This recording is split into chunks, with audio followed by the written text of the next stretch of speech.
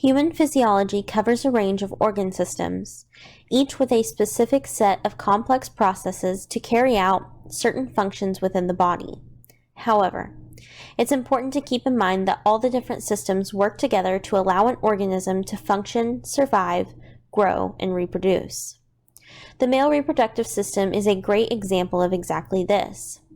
Erection and ejaculation are dependent on the divisions of the nervous system, while the endocrine system and its hormones initiate spermatogenesis and drive the development of male reproductive structures. In this video, I will be covering part 2 of the male reproductive system, the control of erection and ejaculation through the central and peripheral nervous systems, the pathway of ejaculation and creation of semen, and, of course, the important anatomy to know when discussing these processes. To begin, there will be a brief discussion of the anatomical structures that are important to know when discussing semen formation, erection, and ejaculation.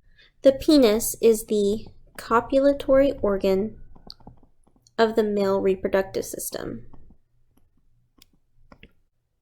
and simply put, is responsible for the deposition of sperm into the vagina.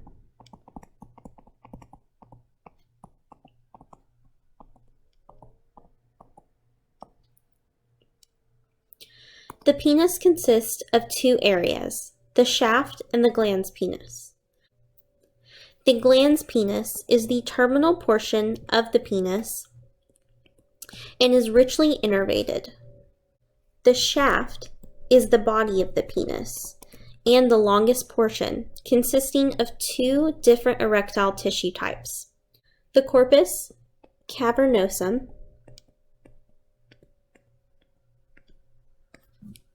is the tissue that fills with blood during the process of erection, something discussed later in this video.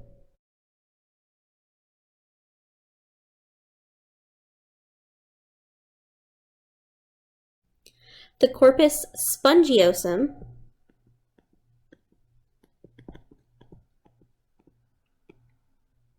is the tissue that prevents the closure of the urethra during an erection.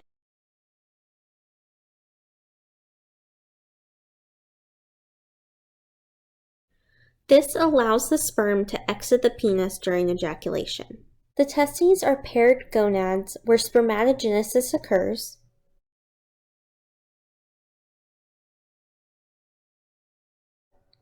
and also the primary source for androgenic hormones like testosterone and dihydrotestosterone that govern much of the male reproductive anatomy and physiology.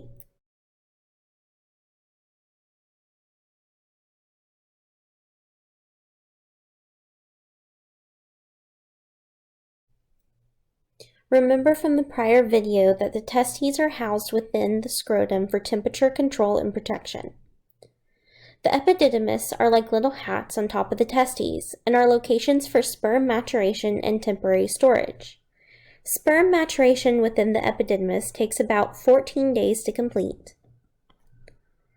It involves the sperm acquiring the ability of motility, oocyte penetration, and fertilization. The epididymides can also store sperm for several months, although this is very rare in males.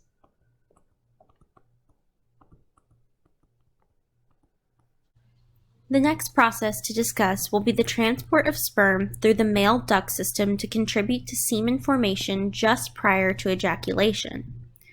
The male duct system consists of the epididymis,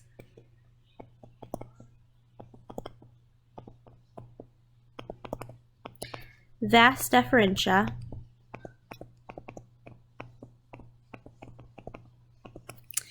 and ejaculatory ducts.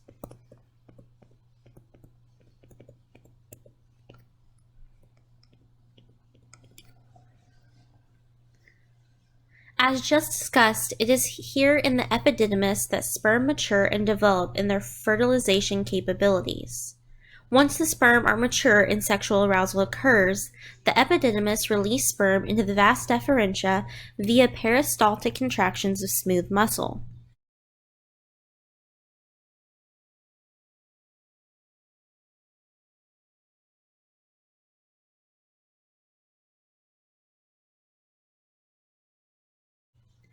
The terminal portion of the epididymis gives rise to the vas deferentia, which ascend out of the scrotum, enter the pelvic cavity, where they loop over and down the urethra. The vas deferentia are responsible for propelling sperm during sexual arousal from the epididymides past several sex glands toward the ejaculatory duct.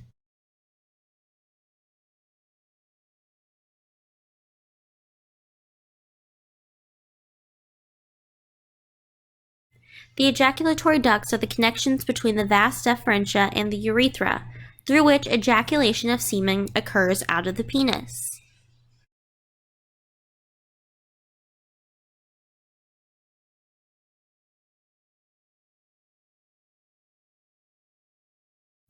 During the early stages of ejaculation, sperm is transported from the epididymides past 3 sets of accessory sex glands that add secretions to aid in the process of fertilization. The accessory sex glands are the seminal vesicles,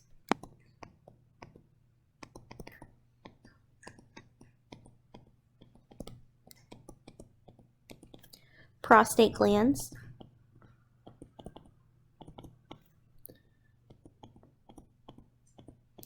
and bulbourethral glands.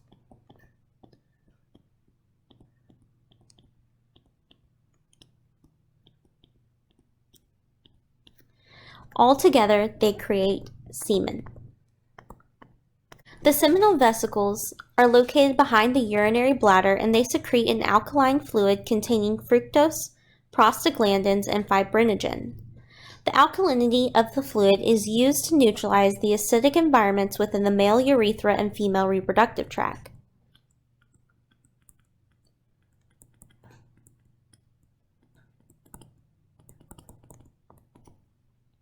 The fructose is used for energy through the production of ATP to fuel sperm movement.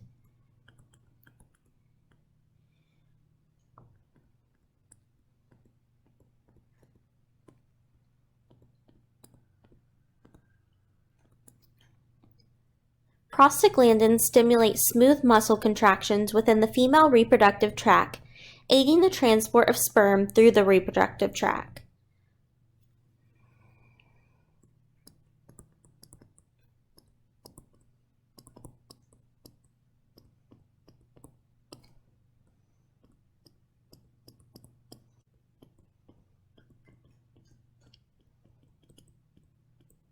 Lastly, the fibrinogen is a clotting protein that allows semen coagulation.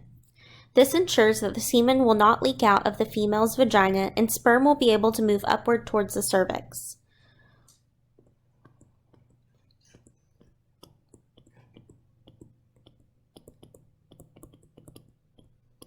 The next gland that sperm are transported past is the prostate gland, located below the urinary bladder. The secretions from this gland are a milky, slightly acidic fluid that contains citric acid, clotting enzymes, proteolytic enzymes, and seminal plasmin. Citric acid is responsible for ATP production for sperm, just like the fructose from the seminal vesicles.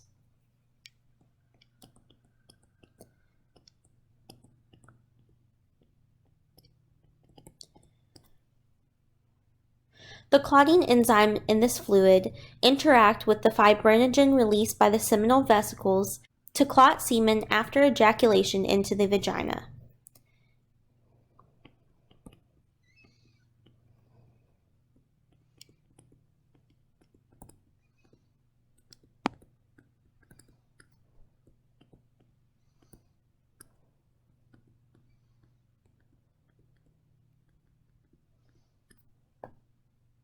The proteolytic enzymes are used to break down the clot and release the sperm to begin their journey through the reproductive system of the female.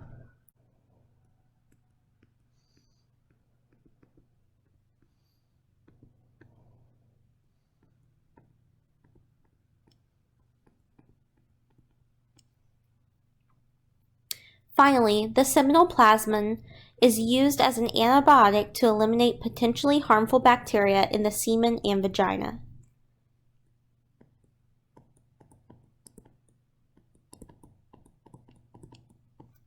The last glands to contribute to semen before ejaculation are the bulbourethral glands, also known as the Cowper's glands.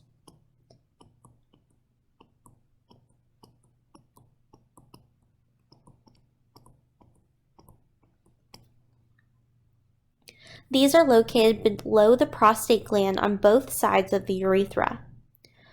These glands secrete an alkaline mucus that neutralizes the acidity in the urethra, which protects the passing sperm.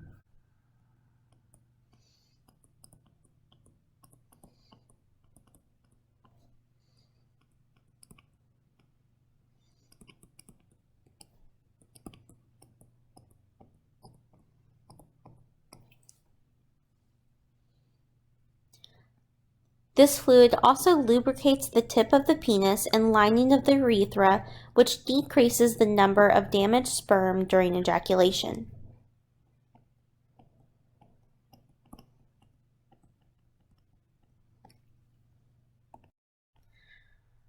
The control of erection and ejaculation, the two male copulation processes, is dependent upon the central nervous system and three different motor divisions of the peripheral nervous system.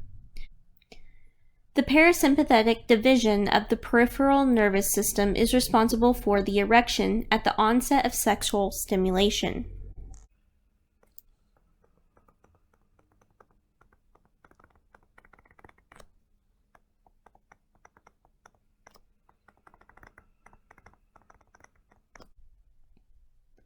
While the sympathetic and somatic divisions are responsible for ejaculation at peak sexual stimulation.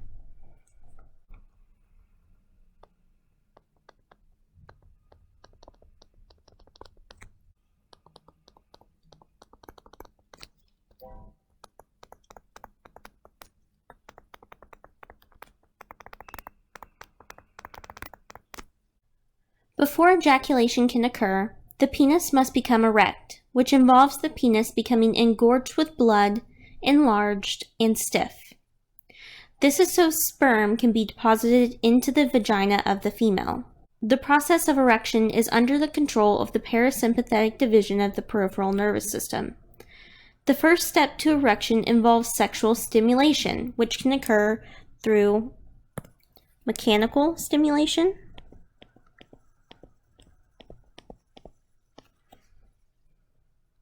but also can occur through thoughts, sights,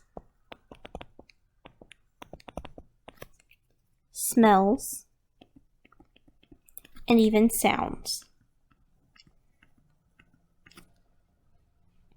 Mechanical stimulation is the strongest initiator of erection because mechanoreceptors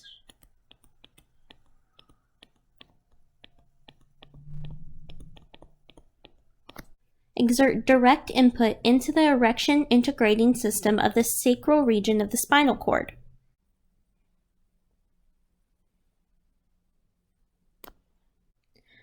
Thoughts, smells, sights, and sounds release descending inputs from the brain through the hypothalamus and limbic system to the sacral region of the spinal cord.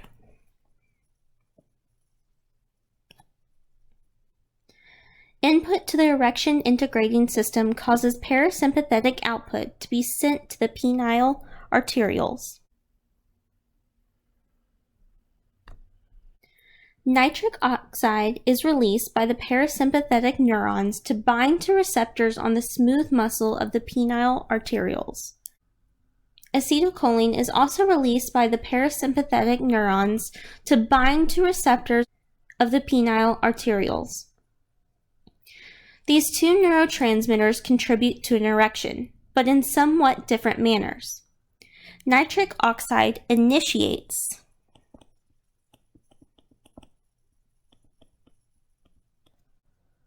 the erection by causing the smooth muscle to relax, thus dilating the arterioles.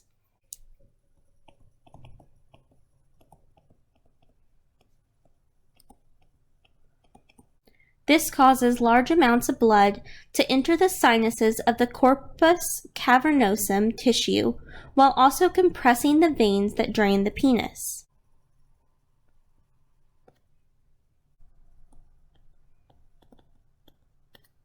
The result is that a large volume of blood collects in the penis, while there is slower blood flow leaving the penis. The end result is the initiation of an erection. Acetylcholine comes into play regarding the maintenance of the erection.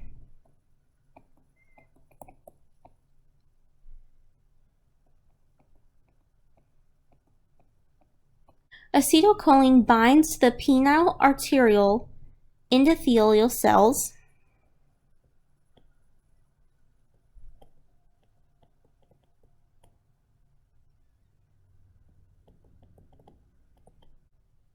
activating a G protein pathway,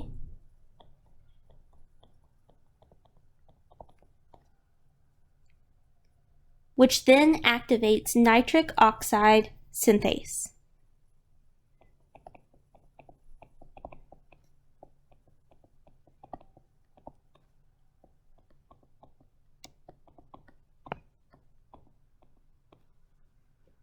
This results in a large increase in nitric oxide production, which allows for the maintenance of the erection. Throughout the erection, the corpus spongiosum tissue keeps the urethra open so that ejaculation can occur when the time comes. Now that the erection has occurred, the process of ejaculation can occur upon peak stimulation, otherwise known as climax. When sexual stimulation becomes overly intense, sympathetic nerves become activated in the upper lumbar region of the spinal cord, and signals are sent out to several different structures. Sympathetic output to the smooth muscles within the walls of the epididymis, vas deferentia, and ejaculatory duct will stimulate peristaltic contractions to move the sperm throughout the duct system and into the urethra.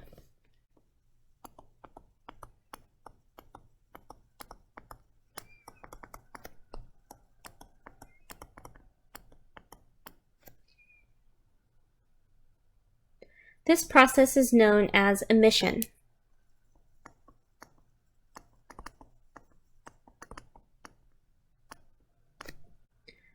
Sympathetic output to the accessory glands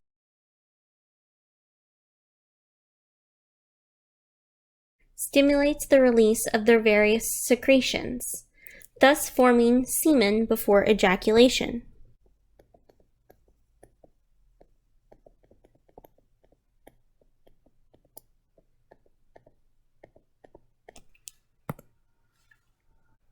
Sympathetic output to the internal urinary sphincter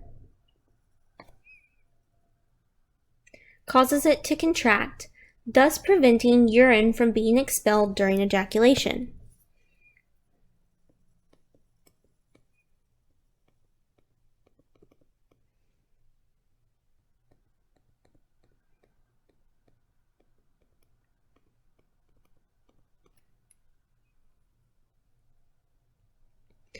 Once the semen has moved into the urethra, the somatic nerves receive input from the lower lumbar and sacral regions of the spinal cord, which stimulates contraction of the bulbospongiosus skeletal muscle,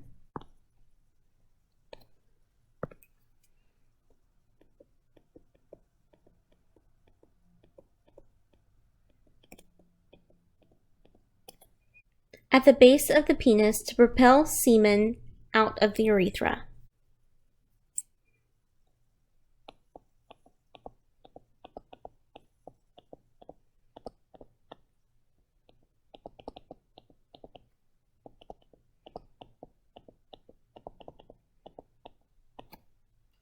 The male reproductive system is a complex system that requires many different anatomical structures, secretions, hormones, and influences from the nervous system.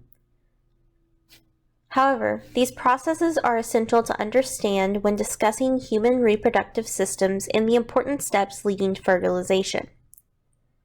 Without these vital steps, fertilization cannot occur through sexual intercourse. I hope this video was helpful in understanding the steps to prepare the male reproductive system for copulation and fertilization, while also providing a great example of how multiple body systems interact to influence the functions of an organism.